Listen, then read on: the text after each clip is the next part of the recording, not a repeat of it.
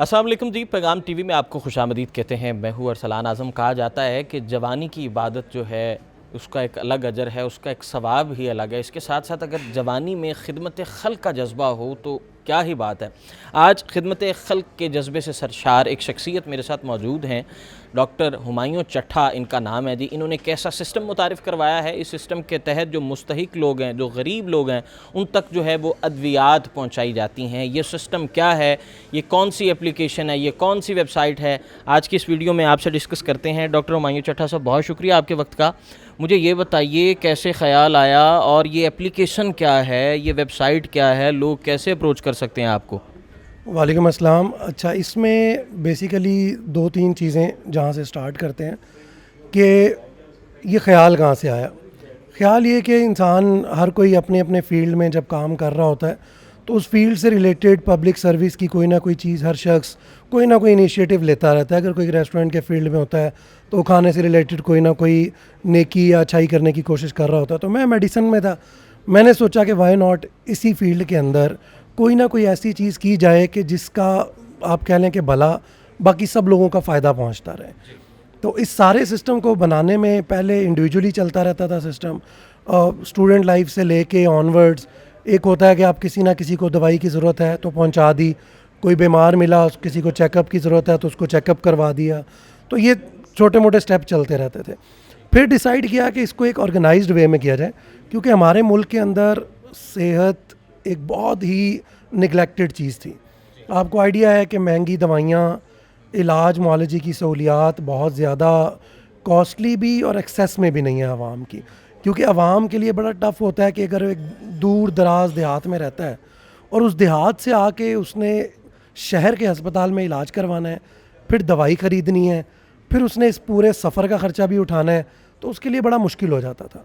तो इस सिस्टम को आसान करने के लिए हमने सोचा कि क्यों ना हम ऐसा कोई सिस्टम लाएं कि लोगों को अद्वियात उनके घर पे मिलती रहें, और सिर्फ उन लोगों को जो ज़रूरतमंद हैं उनको तो ख़ास तौर पे उनके घर पे, उनके डोर स्टेप पे अवेलेबल हो।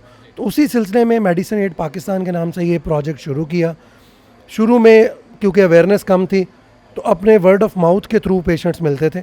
वर्ड ऑफ माउथ के एक आपने मुझसे सुना, आपने मुझे 2 मरीज़ रेफ़र कर दिए, 2 डोनर्स भी इसी तरह मिल गए कि किसी ने कहा यार कोई मरीज़ है, अच्छा मुझे बता देना, मैं इसको दे दूँगा। तो ये आहिस्ता आहिस्ता सिस्टम बढ़ते बढ़ते अब एक प्रॉपर प्रोजेक्ट की सूरत में आपके सामने है। अच्छा, मुझे ये बताइए किस तरह का मरीज़ ज़्यादा आता है? दिल का मरीज़ आता है, टीबी का मरीज़ हैं, किस किस्म के मरीज़ ज़्यादा आपके पास रब्ता करते हैं? देखिए, राब्ता हर तरह के मरीज़ करते हैं, कैंसर से लेके रोज़ाना बीमार होने वाले मरीज़ तक हर मरीज़ राब्ता करता है। क्योंकि दवाई की ज़रूरत, जो मरीज़ का मतलब वो गरीब है ना, उसको कोई भी बीमारी है तो उसको अद्वियात की ज़रूरत तो होती है। होता यह है कि वो राब्ता करते हैं। हमारी भी एक प्रेफरेंस है थोड़ी सी, हमारी ये कोशिश होती है कि हम पहली स्टेज के अंदर ऐसे मरीज़ों तक पहुँचें जिन्होंने दवाई ज़्यादा अरसे के लिए खानी है। क्योंकि उनके लिए ज़्यादा टफ़ होता है कि एक तो वो गरीब है, अफोर्ड नहीं कर सकता, दूसरा उसने दवाई खानी भी बहुत ज़्यादा अरसे के लिए। तो उस मरीज़ तक, जैसे इसमें मैं एग्जांपल दूंगा, शुगर, डायबिटीज़ पाकिस्तान में बहुत फैला हुआ है। उसके अलावा हाइपरटेंशन, दिल के अमराज की जो मुख्तलिफ मरीज़ हैं, उसके अलावा कैंसर के कुछ मरीज़ों ने भी रब्ता किया और हमने उनको डोनर्स के साथ कनेक्ट कर दिया, और ये कि अल्हम्दुलिल्लाह उनको उनकी दवाई पहुंच रही है। तो जैसे जैसे अवेयरनेस बढ़ रही है मरीज़ रब्ता करते चले जा रहे हैं। अच्छा हुमायूं भाई, ये बताइए कि आपके पैनल पे कौन कौन सी अद्वियात हैं? कोई ऐसी अद्वियात हों जो कि पाकिस्तान से ना मिलती हों, या इसके अलावा कोई ऐसी महंगी अद्वियात होंगी जिनसे जो आपके लिए बहुत मुश्किल हो जाता होगा जिसको मैनेज करना? बिल्कुल ऐसा होता है, क्योंकि 2 तरह के चैलेंजेस तो बहुत ज़्यादा आ रहे हैं।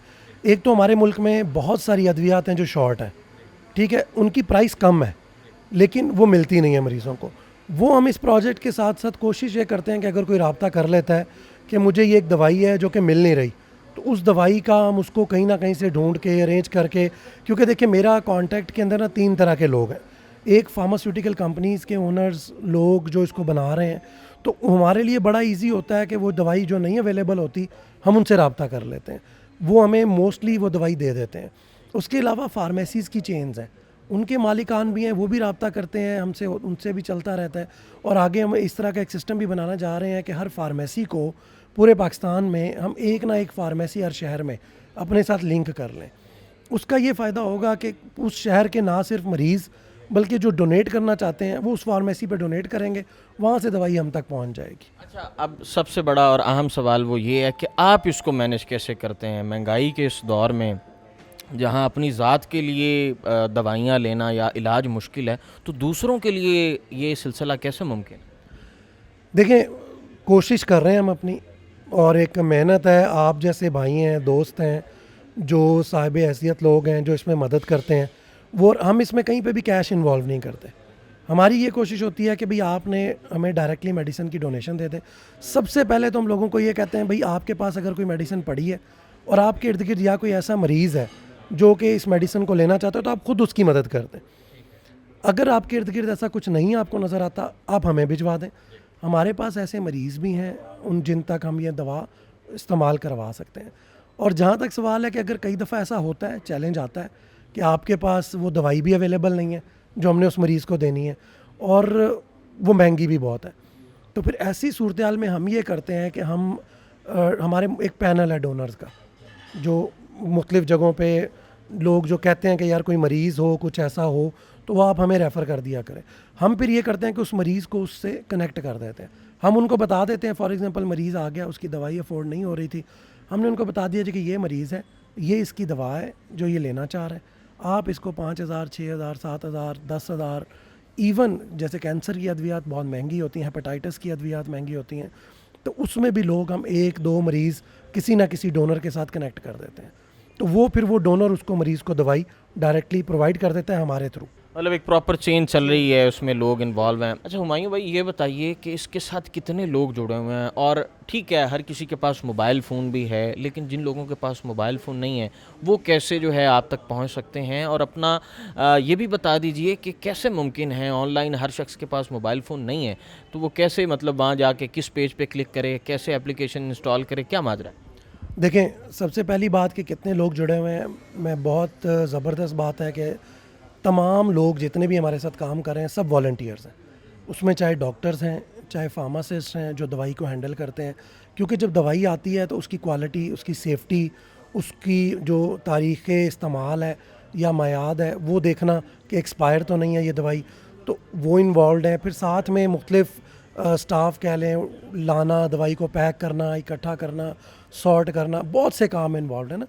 तो इसमें सब लोग वॉलंटियर करते हैं, वो हमारे साथ हर जगह से जहाँ जहाँ हमें ज़रूरत होती है वो वॉलंटियर्स हमें। ये टीसीएस के थ्रू, कोरियर सर्विस के थ्रू भिजवाते हैं? जी बिल्कुल, हम 2 तरह की ऑप्शन होती है कि अगर तो किसी जगह पे बड़े शहरों में हम खुद भी पिक करवा लेते हैं, आप डिफरेंट ये जो डिलीवरी सर्विस की ऐप्स हैं उनके थ्रू आप हमें पहुंचा सकते हैं। और कोरियर अगर दूर से है, फॉर एग्जांपल अभी अगर एक मरीज़ राब्ता, एक डोनर है जो दवाई भिजवाना चाहता है, वो राब्ता करता है, वो कहता है मैंने राजनपुर से भेजनी है, तो फिर हम उस पहले देखते हैं कि वहाँ पे हमारा कोई बंदा तो नहीं है जो कलेक्ट कर सके। हम उसे बोलते हैं कि आप फ़लाँ जगह पे पहुँचा दें, अगर आप अफोर्ड कर सकते हैं पहुँचाना। नहीं कर सकते तो आप हमें कोरियर से भेज दें।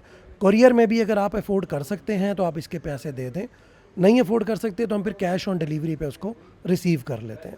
जहाँ तक आपका दूसरा सवाल है कि लोग सोशल मीडिया के थ्रू कैसे पहुँच सकते हैं, हमारी वेबसाइट के थ्रू भी लोग हमें कांटेक्ट कर सकते हैं।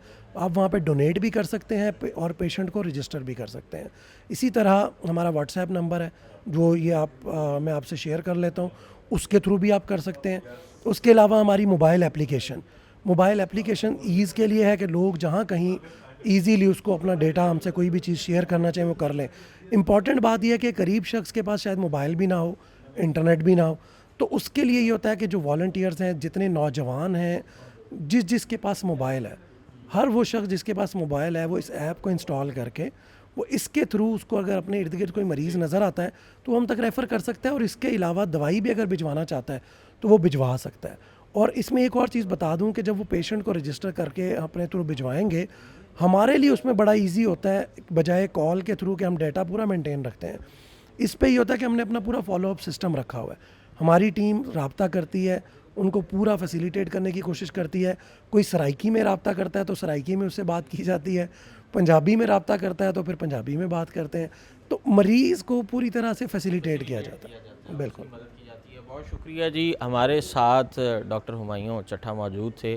खिदमत खल्क़ के जज्बे से सरशार डॉक्टर हुमायूं चट्ठा ने एक छोटा सा इनिशिएटिव लिया है, लेकिन ये मज़ीद इसको जो है हम आगे फलदार होता हुआ देख रहे हैं। मज़ीद इसी तरह की मोटिवेशनल और इंस्पायरेशनल स्टोरीज़ लेकर आपकी खिदमत में हाज़िर होते रहेंगे। हमें दीजिए इजाज़त। अल्लाह निगहबान।